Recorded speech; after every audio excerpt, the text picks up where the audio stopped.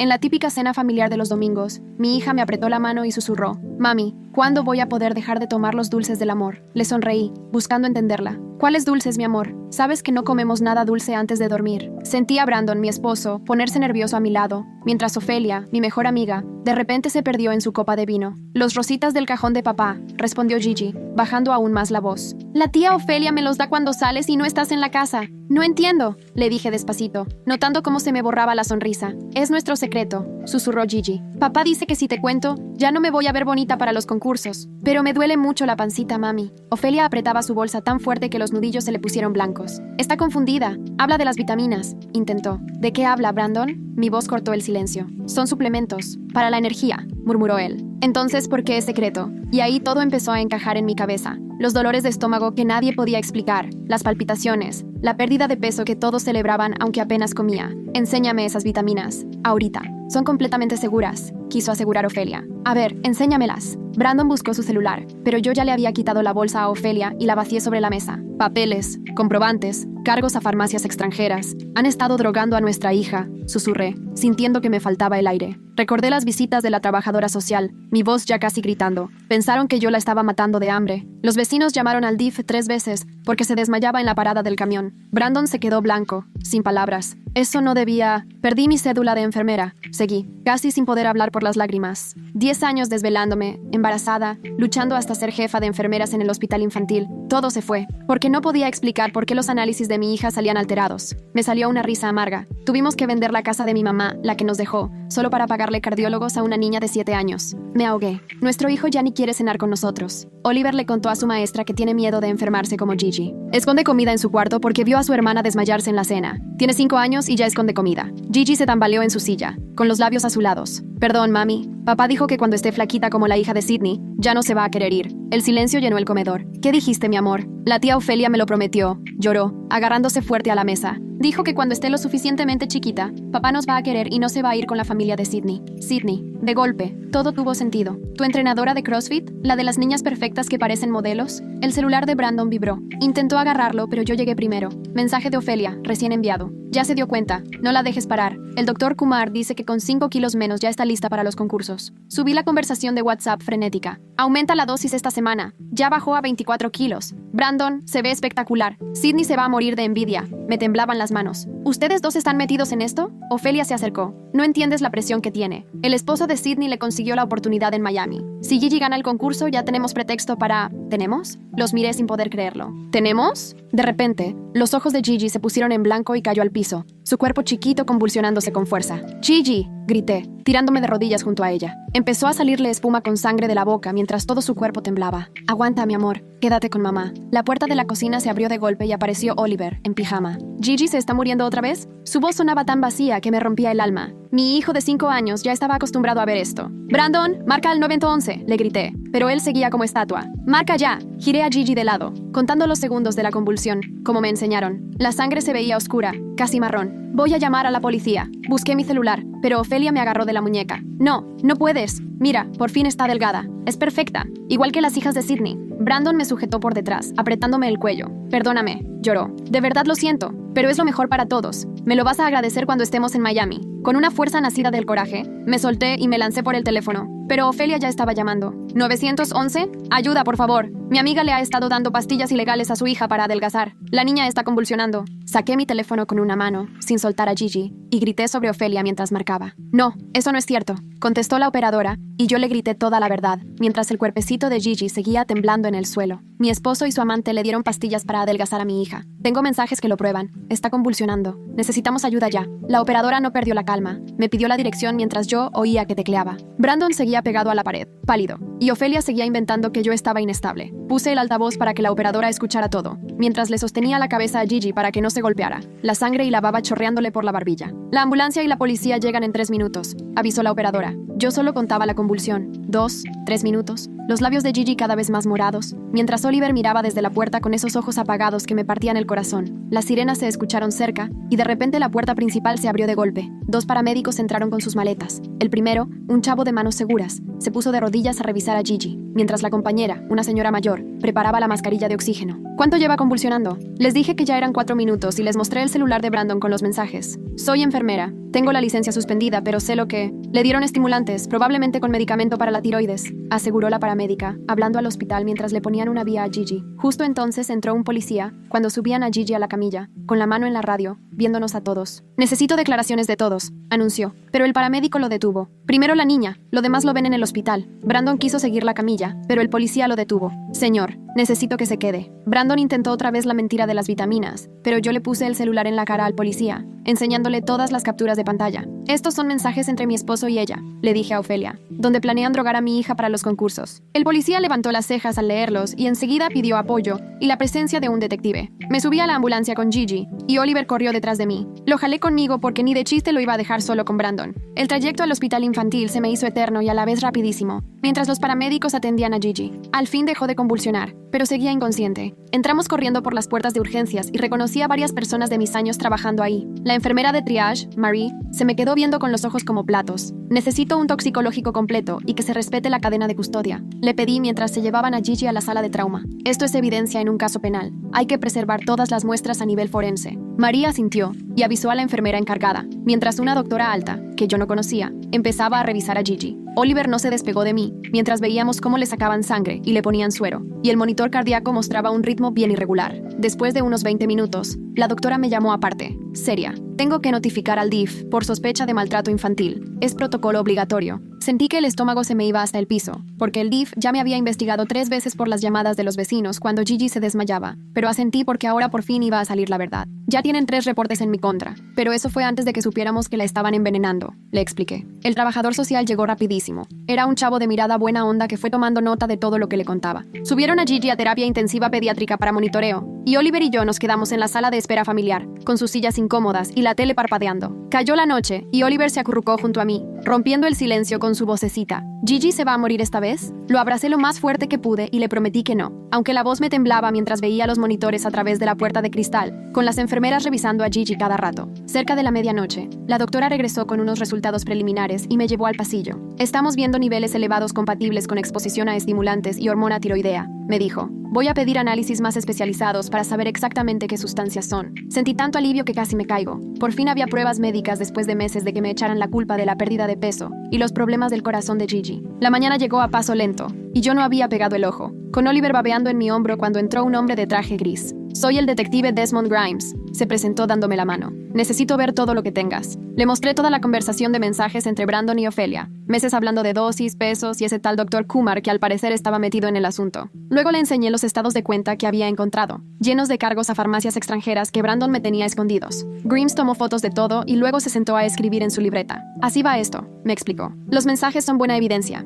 pero necesitamos las pastillas para que los cargos puedan proceder. Me contó sobre las órdenes de cateo y cómo armar el caso, y me pidió que documentara absolutamente todo de ahora en adelante. Síntomas, conversaciones, expedientes médicos, todo. Por maltrato infantil los podemos acusar seguro, y chance más dependiendo de lo que encontremos. Justo después de la comida, llegó una señora de cabello entrecano y portafolio muy usado. Soy Melinda Haynes, del DIF. Se presentó y se sentó despacio, como para no espantarnos. Sacó los 3 reportes que ya tenía por las llamadas de los vecinos sobre Gigi, pero ahora los leía con otros ojos. Pensaban que la estabas dejando sin comer, me dijo despacio. Pero viendo el patrón y con lo que sabemos ahora, estuvo envenenada todo este tiempo. Oliver no soltó mi mano en toda la entrevista, y se me pegó mientras Melinda le hacía preguntas muy suaves sobre lo que había visto en la casa. Le contó de cuando Gigi se caía en la cena, de cómo papá le daba dulces especiales, y que él guardaba comida en su cuarto por miedo a enfermarse también. Melinda iba anotando, la cara cada vez más triste, y le prometió a Oliver que lo iba a ayudar a estar seguro junto con Gigi. Esa noche, después de que Melinda se fue, me senté en el pasillo del hospital con la laptop sobre las piernas, la luz blanca de los fluorescentes picándome los ojos mientras empezaba a escribir todo lo que me acordaba. Cada síntoma de Gigi, cada cita donde nadie podía explicar por qué le latía tan rápido el corazón, cada vez que vomitó la cena, cada desmayo que en la escuela me achacaban a mí por no alimentarla bien. Mis dedos volaban en el teclado, y mi formación de enfermera me ayudó a ordenar todo en una línea de tiempo donde el patrón se veía clarísimo. Entre más escribía, más más coraje me daba, porque ahí estaba todo. Meses de sufrimiento de mi hija mientras me culpaban. Luego abrí la banca en línea y me puse a revisar cada transacción, una por una, a las que nunca les había hecho caso. Ahí estaban, decenas de cargos a páginas como Pharma Direct y Overseas RX, todos en una tarjeta de Ofelia, pero los pagos salían de nuestra cuenta conjunta. Algunos eran de $200, otros de $500, y llevaban casi un año así. Me ardía la traición al ver todo tan claro. Cada cargo era prueba de que Brandon había planeado esto mientras yo me partía el lomo en turnos de noche para pagar las cuentas de Gigi. Hice capturas de todo y las guardé en 3 nubes diferentes porque ni loca iba a arriesgarme a perder esa evidencia. Como a las 2 de la mañana, bajé al laboratorio donde mi ex compañera Sara estaba de turno. Me reconoció de volada y su cara se suavizó en cuanto le expliqué que era una investigación penal y que necesitaba que las muestras de Gigi se manejaran bajo protocolo forense. Sara me prometió que ella misma se iba a encargar.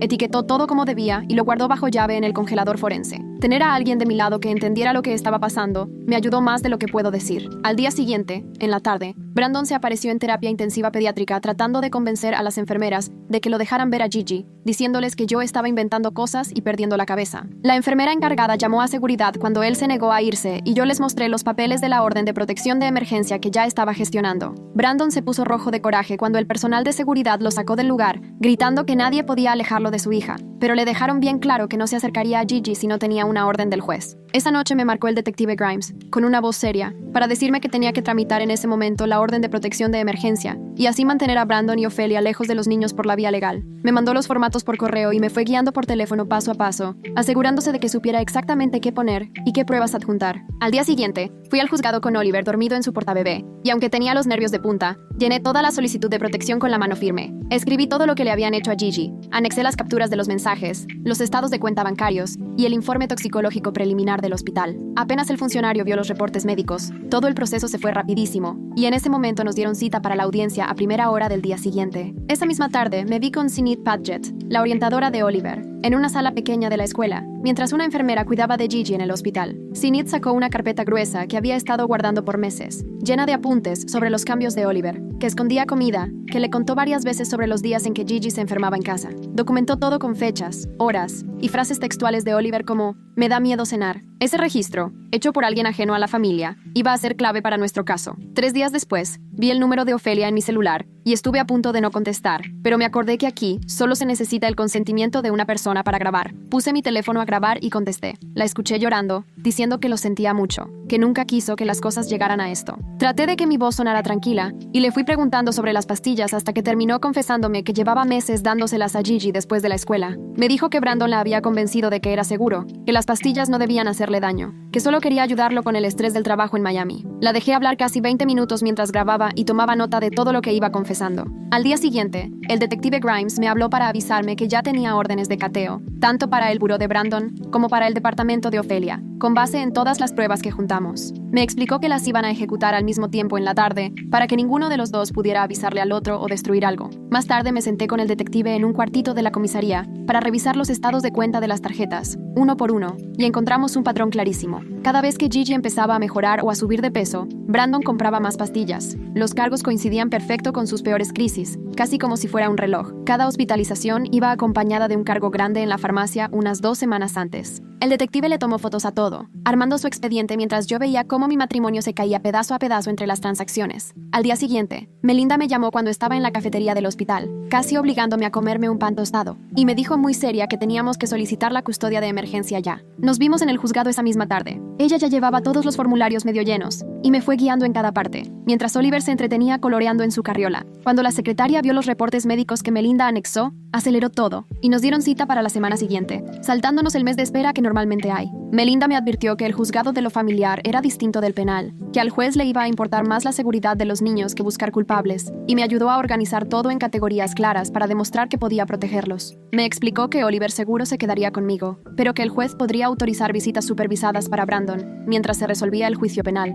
cosa que me revolvía el estómago, pero entendía que así era la ley. Ya en el hospital esa noche, la doctora Fraser me llevó a una sala tranquila con los últimos resultados del laboratorio de Gigi sobre la mesa. El reporte toxicológico mostraba niveles altísimos de fentermina y hormonas tiroideas sintéticas. La doctora negaba con la cabeza mientras me explicaba cómo esas sustancias le habían estado dañando poco a poco el corazón en desarrollo a Gigi durante meses. Me enseñó los números de las enzimas cardíacas y me explicó que el daño era continuo, que tal vez necesitaría años de chequeos y quizá medicinas para siempre. Fui anotando todo, y aunque mi experiencia como enfermera me ayudaba a entender los términos médicos, eso solo lo hacía más difícil, porque sabía perfectamente lo grave que era. Al otro día, me reuní con Cormac Davenport en su oficina del centro, llevando las copias de todas las pruebas nuevas que confirmaban que siempre dije la verdad sobre los síntomas de Gigi. Reviso los papeles de mi suspensión ante el Colegio de Enfermería y los informes toxicológicos, y en cuanto vio cómo cuadraban las fechas, me dijo que teníamos un caso sólido para pedir la reinstalación, porque todo lo que usaron en mi contra eran sospechas sin fundamento. Empezó a redactar la apelación en ese mismo momento mientras yo lo miraba. Esa tarde, Sinead me llamó a su oficina en la escuela de Oliver, y ahí me entregó la carpeta que había guardado sin decirle a nadie.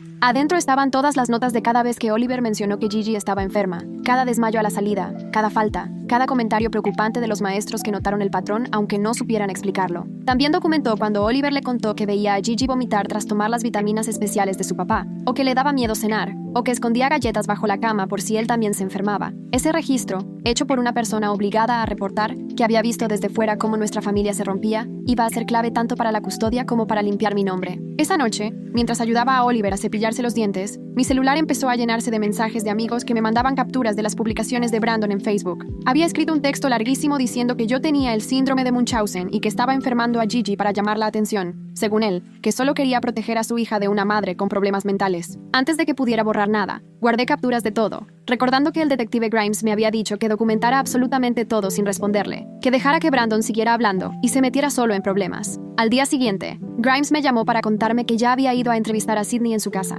Aunque ella juró no saber nada de las pastillas, su historia cambiaba a cada rato. Primero dijo que apenas conocía a Brandon, luego aceptó que él iba a su gimnasio como 5 veces por semana, y al final terminó admitiendo que él estaba desesperado por mudarse a Miami porque, según, el esposo de Sydney le había ofrecido una promoción. Hasta se le salió decir que Brandon había prometido llevarse a su hija, que es súper aplicada en concursos de belleza, a Miami, porque la empresa del esposo de Sydney tenía fama de contratar ejecutivos con familias perfectas para la foto, y entonces todo ese rollo de la buena imagen cobró más sentido. Mientras tanto, Melinda se dedicó horas a revisar los viejos reportes del DIF con otros ojos, marcando cada vez que Brandon u Ofelia me echaban la culpa a mí. Todas esas veces que insinuaron que yo era inestable o negligente, cuando en realidad ellos literalmente estaban envenenando a mi hija. Me fue enseñando cómo manipularon cada entrevista, siempre fingiendo ser súper cooperativos y preocupados, pero desviando la atención hacia mí y sembrando sospechas que casi me cuestan todo. Melinda redactó un anexo oficial eliminando cualquier duda sobre mi forma de criar y dejando claro que yo había sido víctima de acusaciones falsas mientras trataba de proteger a mi hija de un abuso médico. 2 días después, Grimes me marca y me suelta la bomba. Durante el interrogatorio, Ofelia se quebró y lo confesó todo. Admitió que llevaba 6 meses dándole pastillas a Gigi después de clases, triturándolas y poniéndoselas en el jugo o en el yogurt, subiendo la dosis cada vez que Brandon le mandaba mensaje diciendo que Gigi había subido de peso.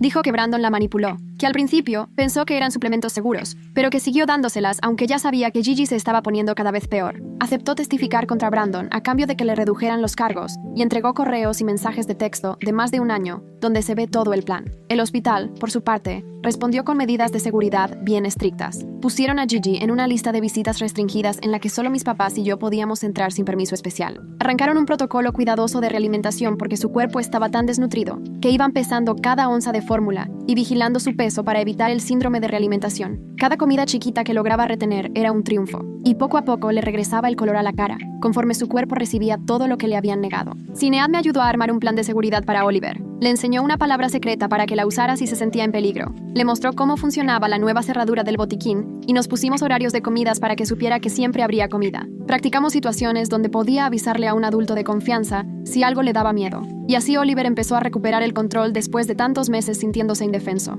Yo veía cómo cada vez que repetíamos la rutina, se le relajaban los hombros. Al día siguiente, estaba yo en la mesa de la cocina con un montón de cuentas del hospital que me revolvían el estómago. La asesora financiera del hospital me ayudó a llenar los papeles para el programa de apoyo, mientras Oliver coloreaba a mi lado. Me fue guiando línea por línea, mostrándome en dónde anotar el abandono de Brandon y el tema del proceso penal. El programa cubría el 60% de la cuenta de terapia intensiva de Gigi, pero aún así tuve que hacer planes de pago para el resto. 200 pesos aquí, 1000 allá, lo que pudiera cada mes. Por lo menos ya sabía exactamente por qué debía tanto, y podía empezar a reconstruir sin que Brandon siguiera vaciando las cuentas para comprarle pastillas. Más tarde, mientras Oliver tomaba la siesta, me acordé de la cámara del timbre y me metí desde la laptop. Me temblaban las manos al revisar semanas de grabaciones. Y ahí estaba, Ofelia subiendo los escalones a las 3:15 de la tarde, un martes que yo salí tarde del trabajo, y otra vez ese jueves a las 3:20. Cada vez que me tocaba turno de tarde, ella llegaba justo después de que Gigi bajaba del camión escolar. Descargué todos los videos. La veía entrar con su bolsa enorme y salir como 20 minutos después.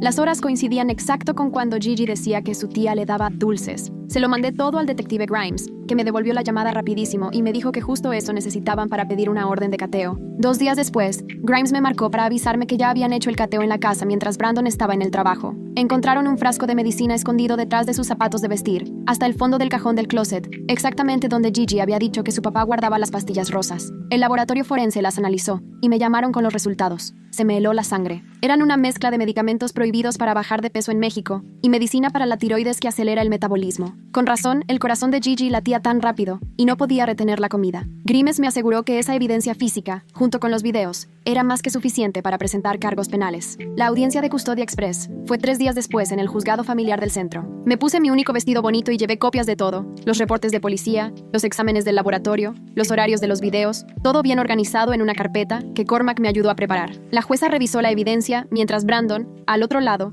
estaba pálido junto a su abogado. Solo le hizo una pregunta sobre las pastillas en su cajón, y Brandon rompió a llorar, diciendo que nunca quiso que esto llegara tan lejos. La jueza lo interrumpió y me dio la custodia total al instante, además de una orden de protección para que Brandon tuviera que mantenerse lejos de nosotros. Solo podría ver a los niños en un centro de visitas supervisadas, y eso hasta que se resolviera el caso penal. Oliver me apretó la mano tan fuerte al salir del juzgado que hasta me dejó marcadas las uñitas en la palma. Una semana después, la doctora de terapia intensiva pediátrica por fin me dijo las palabras que tanto esperaba. Gigi ya estaba lo suficientemente estable para quitarle el ventilador. Me quedé a su lado, agarrándole la mano, mientras le quitaban el tubo, viendo cómo respiraba solita de verdad por primera vez en 7 días. Estaba tan débil que apenas podía abrir los ojos, pero aún así me apretó los dedos cuando le dije que lo estaba haciendo muy bien. Ese mismo día fue el equipo de nutrición a explicarme sobre el síndrome de realimentación y cómo podía ayudarla a recuperarse en la casa. Me enseñaron a medir porciones muy pequeñas de fórmula cada ciertas horas, a anotar todo lo que lograba retener y a estar al pendiente de cualquier señal de que su cuerpo no tolerara la comida después de tanto tiempo sin comer. Cuando por fin Gigi despertó lo suficiente para hablar, con la voz bajita y ronca,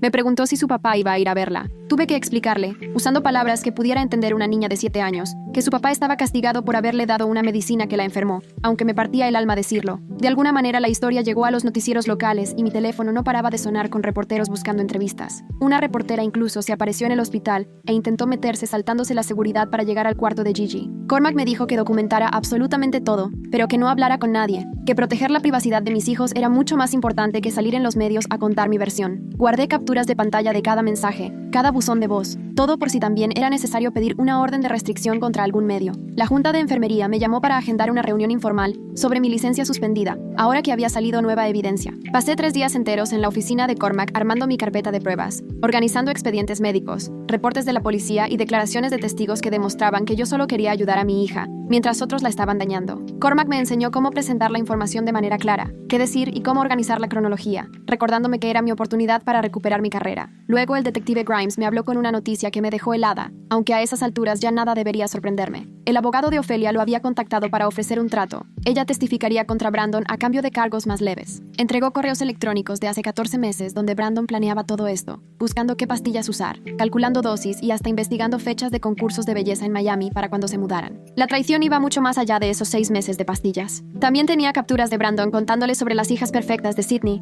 y diciéndole que Gigi tenía que estar lo suficientemente delgada para competir con ellas e impresionar en el nuevo trabajo. El detective Grimes me preguntó si estaba dispuesta a hacer una llamada grabada para que Brandon hablara de las pastillas. Me senté en la estación de policía con los audífonos puestos mientras el detective me indicaba qué decir. Cuando Brandon contestó, enseguida se puso a llorar y a suplicarme que retirara los cargos, diciendo que podíamos arreglarlo como familia. Yo me mantuve firme y le pregunté directamente por qué había hecho eso con nuestra hija. Él contestó que solo quería que tuviéramos una vida mejor en Miami, que el esposo de Sydney no lo iba a ayudar si su hija no estaba lista para los concursos y que todo lo hacía por nosotros. Le pregunté sin rodeos si sabía que las pastillas podían hacerle daño y él dijo que pensó que no pasaría nada, que otras niñas también las tomaban y que yo siempre exageraba las cosas. El detective Grimes me hizo una seña de aprobación mientras Brandon seguía hablando, cavando más su propio hoyo y creyendo que podía manipularme para que lo perdonara. Al día siguiente fuimos a la cita con el cardiólogo pediatra, quien nos mostró en su computadora los estudios del corazón de Gigi, señalando las áreas dañadas por los estimulantes y explicando que probablemente tendría problemas de ritmo cardíaco por años. Nos dijo que habría que hacerle electrocardiogramas cada 3 meses, quizá darle medicina si los latidos irregulares empeoraban, y que no podría hacer deportes de contacto que pusieran en riesgo su corazón. Yo tomaba notas en mi viejo cuaderno de enfermería,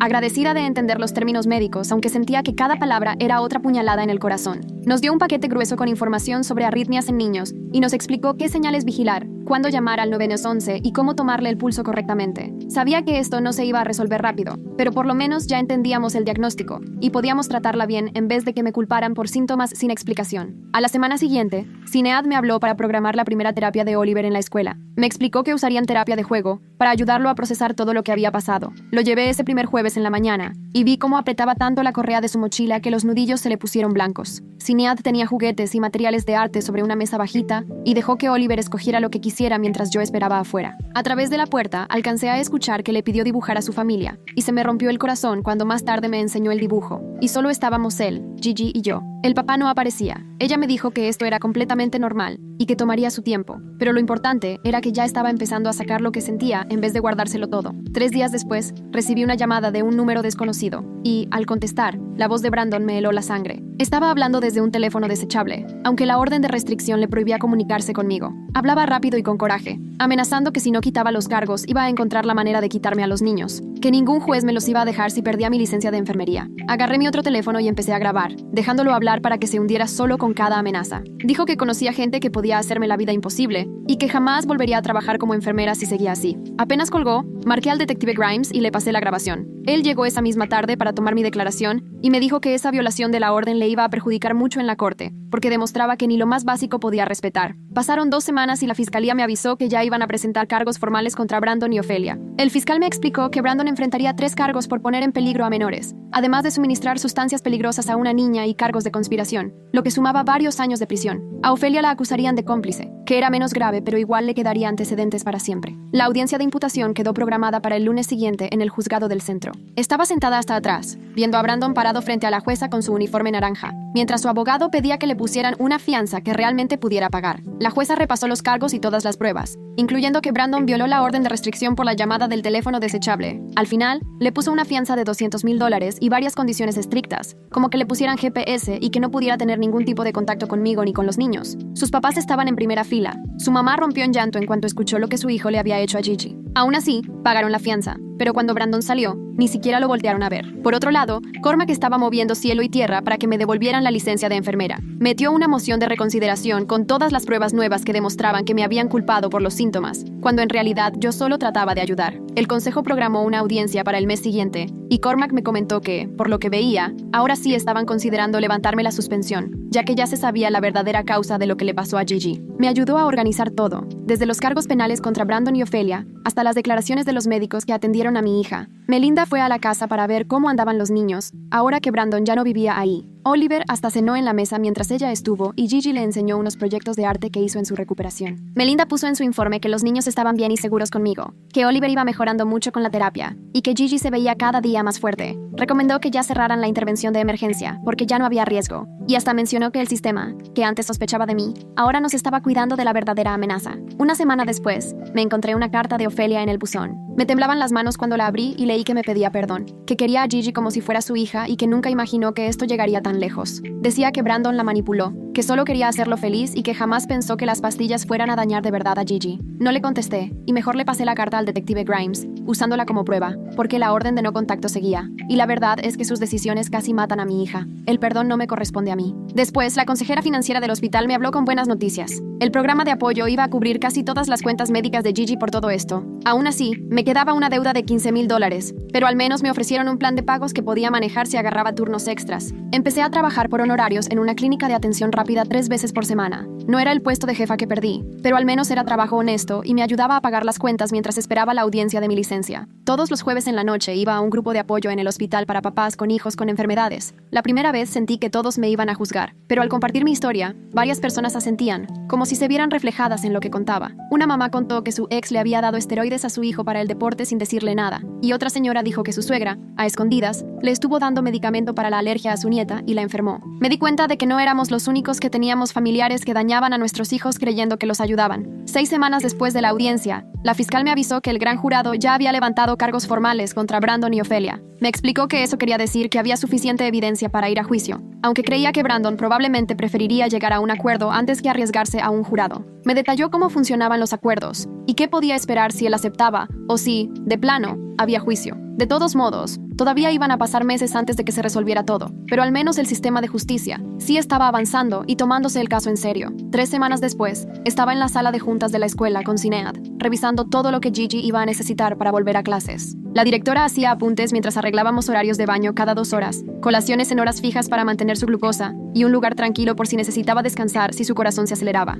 Sinead se encargó de repartir el plan 504 a los maestros, dejando muy claro que Gigi podía salirse del salón en cualquier momento si se sentía mal. La enfermera me enseñó dónde iban a guardar los medicamentos de emergencia y practicamos el protocolo para avisarme si algo pasaba. Podrán parecer cosas pequeñas, pero después de todo lo que vivimos, cada paso se sentía enorme. Esa misma semana, Cormac me habló para contarme cómo le fue en la junta de enfermería. Revisaron todo lo que demostraba que me habían culpado por síntomas que yo solo intentaba atender y votaron a favor de darme un regreso provisional, con la condición de tener un supervisor pendiente los siguientes 6 meses. No era la reinstalación completa, pero con eso podía volver a trabajar mientras seguía el proceso penal. Cormac me dijo que esto era un gran logro, porque recuperar una licencia suspendida es dificilísimo, y que cuando acabara el juicio seguramente me la devolverían por completo. No pude evitar llorar cuando recibí la carta, porque quería decir que ya podía mantener a mis hijos sin depender de nadie. Melinda fue a la casa una última vez con los papeles que demostraban que el DIF ya había cerrado el caso, y que ahora solo quedábamos en monitoreo voluntario, así que nada más tenía que avisarles cada mes cómo iban los niños. Se sentó en la mesa de mi cocina mientras revisaba su informe final, marcando cómo todas esas preocupaciones de antes ahora tenían sentido sabiendo lo del envenenamiento. El sistema, que antes pensó que yo desnutría a mi hija, ahora sabía que siempre luché por salvarla. Melinda me confesó que en 20 años de trabajo nunca había visto un caso que se volteara tanto. 2 días antes del juicio, me reuní con la detective Grimes y la fiscal para ensayar mi testimonio. Me fueron guiando por las preguntas que me iban a hacer y me advirtieron sobre lo que el abogado de Brandon podía querer sacar para dejarme mal. Aunque me temblaban las manos al sujetar el vaso de agua, mi voz no falló mientras practicaba cómo describí los mensajes, cómo vi a Gigi y cómo supe lo que le habían hecho. La fiscal dijo que iba a ser una testigo fuerte, porque tenía todas las fechas y expedientes médicos en orden. La detective Grimes me recordó: solo di la verdad y deja que la evidencia hable por sí sola. La mañana del juicio, el abogado de Brandon le habló al mío para avisar que ya estaban dispuestos a aceptar un acuerdo. Se declararía culpable de poner en peligro a un menor, tendría que ir a tratamiento obligatorio y solo podría ver a los niños en el centro de convivencia del juzgado, siempre con supervisión. Se libraba de ir a la cárcel, pero le tocaría libertad condicional, tomar clases de crianza y no podría acercarse a nosotros, excepto en esas visitas controladas una vez al mes. La fiscal me explicó que eso era bueno porque así no habría juicio y los niños no tendrían que subir al estrado a declarar, además de que Brandon reconocía oficialmente lo que hizo. Yo honestamente quería verlo tras las rejas, pero era más importante que se mantuviera lejos de nosotros que buscar venganza. Ofelia ese mismo día también aceptó su acuerdo. Le dieron servicio comunitario y quedó obligada a pagar $30,000 por los gastos médicos de los últimos 5 años. El juez hizo permanente la orden de restricción, lo que significa que jamás podría acercarse, o si no la llevaban directo a la cárcel. Verla en la corte, toda desaliñada y con las ojeras marcadas, no me dio gusto. Solo me dio tristeza pensar que alguien en quien confié tanto pudiera lastimar a mi hija por un hombre que ni la quería. Por fin, luego de 2 meses internada, Gigi regresó a casa con un folder lleno de instrucciones, consultas de cardiología cada 15 días, licuados especiales 3 veces al día y terapia 2 veces por semana. Ya había subido 2 kilos y sus mejillas por fin tenían color, no ese gris que tanto miedo me daba. Oliver y yo le decoramos el cuarto con mariposas nuevas y un calendario donde podía llevar el control de sus medicinas, esta vez de las buenas, las que de verdad le iban a ayudar a su corazón. Hasta le hizo un letrero de bienvenida con diamantina que decía: mejor hermana del mundo, y lo puso en la puerta de su cuarto. Volvimos a tener cenas en familia 3 veces por semana, ya con Oliver sentado en la mesa y no comiendo solo en su cuarto. Todavía andaba guardando galletas en su buró, y a veces lo veía vigilando a Gigi cuando comía, como si quisiera asegurarse de que no se fuera a desmayar, pero verla comer y reírse con él le ayudaba más que cualquier terapia. No íbamos en línea recta, pero sí íbamos avanzando, aprendiendo todos a confiar en que la comida ya podía ser segura otra vez. Cormac luego me confirmó que la junta de enfermería me aprobó para regresar a turnos regulares bajo supervisión en la clínica, reconstruyendo mi carrera poco a poco. El sueldo era la mitad de lo que ganaba como jefa de enfermeras, pero alcanzaba para la renta y para el súper, sin andar con el Jesús en la boca. Mi supervisora me dijo: vas muy bien, seguro en 3 meses te dan la autorización completa si sigues así. Después de que la familia de Brandon y hasta gente gente que ni me conocía me empezaron a mandar mensajes horribles. Mejor borré todas mis redes para enfocarme en salir adelante, en vez de andar defendiéndome ante desconocidos. Cada vez que alguien rompía la orden de restricción, lo documentaba y se lo mandaba a la detective Grimes, que ya les advirtió a los de Brandon que si seguían molestando también ellos iban a tener broncas legales. La paz era más importante que andar buscando quedar bien ante todo mundo,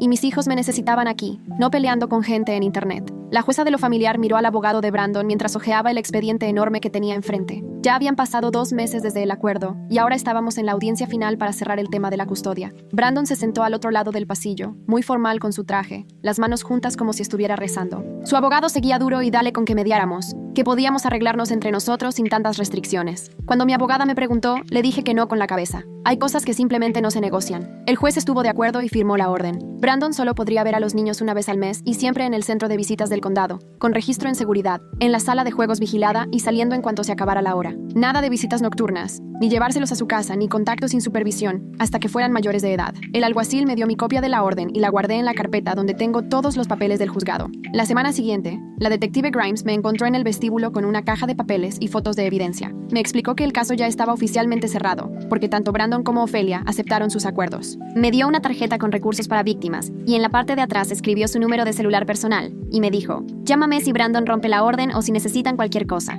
Me confesó que había trabajado en decenas de casos de abuso infantil, pero que el nuestro era de los más sólidos que había visto. Las pruebas eran tan claras que Brandon no tuvo más remedio que aceptar el trato. La justicia no fue perfecta, porque no pisó la cárcel, pero por lo menos mis hijos ya estaban a salvo. Al salir del juzgado me fui a lo que antes era la casa de mi mamá. Los nuevos dueños ya la habían pintado de amarillo y pusieron cortinas diferentes. Me quedé un rato en el coche viendo la ventana de la cocina, acordándome de cuando ella lavaba los trastes y yo hacía la tarea en la mesa. Mi mamá me sacó adelante sola después de que mi papá se fue, trabajando turnos dobles en la fábrica para que nunca nos faltara nada. La casa ya no era nuestra. La tuvimos que vender para pagarle a especialistas que nunca supieron qué tenía Gigi, cuando el verdadero problema era su papá. Pero la fortaleza de mi mamá seguía viva en la forma en que yo protegía a mis hijos. Sé que ella hubiera luchado igual de fuerte. Esa tarde Gigi llegó de la escuela con una hoja para inscribirse al club de arte. Ya llevaba 3 semanas de vuelta en clases, y la maestra decía que iba muy bien. Le pregunté si de verdad no quería intentar los concursos otra vez, que todavía teníamos todos sus vestidos y disfraces en el closet. Pero ella, muy segura, me dijo, no quiero volver a ponerme esa ropa nunca. El club de arte se juntaba martes y jueves, y ahí sí podía pintar lo que quisiera. Pasamos la tarde empacando cada vestido de concurso, cada par de zapatos de baile, cada tiara y moño para el cabello. Me ayudó a llevar las bolsas al contenedor de donaciones en la iglesia, y la vi verlas desaparecer en el contenedor de metal. Ahora ella estaba eligiendo su propio camino. Oliver se sentó a cenar con nosotros 5 noches esa semana. Ya no se llevaba el plato a su cuarto. Todavía guardaba galletas y jugos en su buró, y yo encontraba envolturas de barras de granola bajo su cama. Pero su terapeuta dijo que era normal después de todo lo que había pasado, que ya se le iba a quitar cuando se sintiera más seguro. Veía a Gigi acabarse toda su comida sin que le hiciera daño. La veía mantener la comida e incluso pedir más. Al final, esos pequeños logros eran los que más valían. Cuando los niños ya estaban dormidos, me senté en la mesa de la cocina a poner en orden mi carpeta con todos nuestros papeles importantes. Las órdenes del tribunal en el bolsillo de adelante, los expedientes médicos acomodados por fecha, notas de terapia, papeles de la escuela y los contactos de emergencia, todo separado con pestañas. Ahí mismo tenía la tarjeta de la fiscal, el número del detective Grimes y los datos de la asesora de víctimas. Tener todo organizado me daba una sensación de control, sobre todo cuando antes todo había sido un desastre. Sentirme preparada era como sentirme a salvo. 6 meses después de que recuperé mi licencia provisional, la Junta de Enfermería me mandó una carta diciéndome que ya era permanente y sin restricciones. Mi jefa me hizo una carta de recomendación excelente por mi trabajo en la clínica. Pasé todas las evaluaciones, no falté ni un solo turno y atendí a cada paciente con el mayor cuidado. Fui a la tienda de manualidades, compré un marco negro sencillo y colgué la carta de reinstalación en la pared, justo al lado de mi licencia original que tenía ya 10 años. Las dos, juntas, cuentan mi historia, la caída y cómo me levanté. Esa noche, después de la tarea y los baños, la casa quedó en absoluto silencio. Gigi estaba en su cama, recargada en las almohadas y rodeada de peluches, leyendo un libro de la biblioteca. Oliver, por fin, durmió toda la noche sin despertarse asustado ni ir a ver a su hermana. No hubo llamadas de la escuela, ni audiencias en el calendario para el día siguiente, ni emergencias médicas que atender. Me senté en el sillón con una taza de té, escuchando el lavavajillas y el tic-tac del reloj de la pared. Esa tranquilidad no era nada emocionante ni tenía drama, pero era justo lo que necesitábamos. Por fin estábamos en casa, de verdad en casa, en nuestro depa chiquito con muebles usados pero llenos de paz. Gracias por acompañarme a recorrer todas estas preguntas hoy. Ha sido un camino curioso y me alegra haberlo compartido contigo. Nos vemos en la próxima, cuídate mucho. Suscríbete si quieres ver más contenido así.